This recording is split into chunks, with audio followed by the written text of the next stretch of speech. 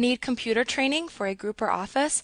Contact us today to get a free demo of our training at www.teachucomp.com/enterprise-licensing. If you are using QuickBooks to handle payroll and indicated that you have employees during the Easy Step interview, you can later set up payroll for your company file and then enter employees into the Employees tab within the Employee Center. The Employee Center allows you to handle all transactions that involve your employees and payroll. You can open the Employee Center by selecting Employees from the menu bar and then choosing the Employee Center command. To view the Employees tab within the center, simply click the tab at the left side of the window that says Employees. You can add, edit, and delete or inactivate employees within this list. To add a new employee to the list, click the New Employee button in the upper left corner of the Employee Center. This will open the New Employee window. The information within this window is divided into tabs that are displayed at the left side of the window. The first tab that is displayed by default when you open this window is called the Personal tab. In this tab, you enter the employee's name into the legal name fields.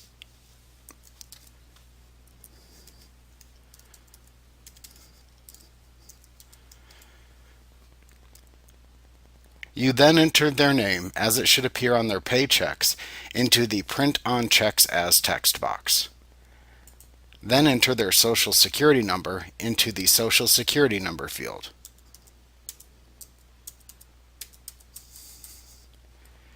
You can then enter their gender and date of birth into the gender and date of birth fields.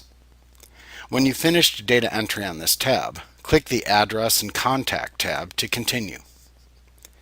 In the Address and Contact tab, you can enter the employee's home address information into the address, city, state, and zip fields. You can then enter their main phone number into the main phone field and their primary email address into the main email field. You can then enter the employee information that you wish to record into the next 6 fields that are available. There are 6 data fields that are shown by default.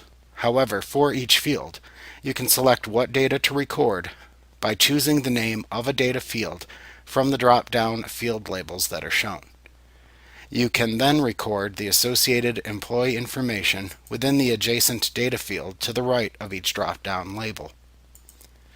The data fields that are shown by default from top to bottom and left to right are work phone, mobile, fax, CC email, website, and other 1. Your choices of alternate fields for which you can substitute the default information are home phone, alt phone, alt mobile, alt fax, alt email 1, alt email 2, LinkedIn, Facebook, Twitter, URL 1, URL 2, URL 3, URL 4, Skype ID, other 2, and other 3.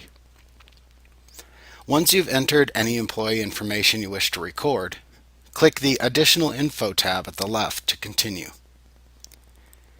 In the Additional Info tab, you can enter an employee's ID number into the Account Number Employee ID field if needed.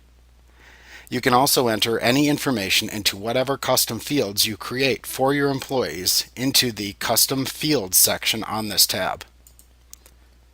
If you want to add custom fields to your customer, vendor, or employee lists to record information of your choosing, please review the section on creating customized fields in a later lesson of this chapter. Once you've finished the Additional Info tab, you can then click the Payroll Info tab to continue. On the Payroll Info tab, you enter the specific payroll earnings for the selected employee. We will discuss entering information in the Payroll Info and Workers' Comp tabs in depth in a later chapter on payroll. If you will be performing payroll activities in QuickBooks, you should review the entire chapter on payroll before entering employee payroll data. Also note that if you start to create a new employee, but you don't enter payroll information, Then you will be prompted by QuickBooks to enter that payroll information when you click the OK button within the New Employee window to save the record and close the window. If you want to save the record as is, then just click the Leave As Is button within the prompt window. If you want to return to enter payroll information, then just click the Set Up Now button and enter the payroll data. Next, click the Employment Info tab. Here you enter the employee's hire date into the Hire Date field. When the employee leaves, you can enter the last payroll date into the Release Date, Last Date on Payroll field. In the Employment Details section, you can classify the type of employee as a regular or W-2 employee, a statutory or 1099 employee, or an officer or owner of the company. You can then click the Workers' Comp tab to enter workers' compensation rates into the fields within this tab. Once again, please review the Payroll chapter to learn how to enter information into this tab in detail. Once you've entered the employee's information, click the OK button within the New Employee window to add the selected employee into the employees list within the Employee Center. If you need to edit an employee record in the future to change employee or payroll information, then you can start by selecting the name of the employee to edit from the Employees tab in the Employee Center. You can then either click the Edit button to the right of the Employee Information section, or simply double-click on the name of the employee shown in the Employees tab to open the Edit Employee window. Change or add whatever employee or payroll information is necessary through the tabs within this window, and be sure to click the OK button when you're finished to save your data entry. Like all the other QuickBooks lists, you cannot delete an entry made into the employees list once it has been used in a transaction. Once a record is associated with a transaction, you may only inactivate the record to hide it from view. You should review Lesson 3.8 on inactivating and reactivating list items to learn how to perform this task in your QuickBooks lists. However, if you created an employee record but did not use it in any transactions, then you can delete the record from the Employee tab.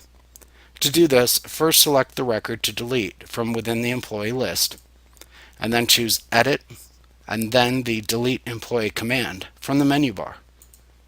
You will then need to click OK in the message box that appears in order to permanently delete the selected employee record. Like what you see? Get a free demo of our training for groups of 5 or more at www.teachucomp.com/enterprise-licensing.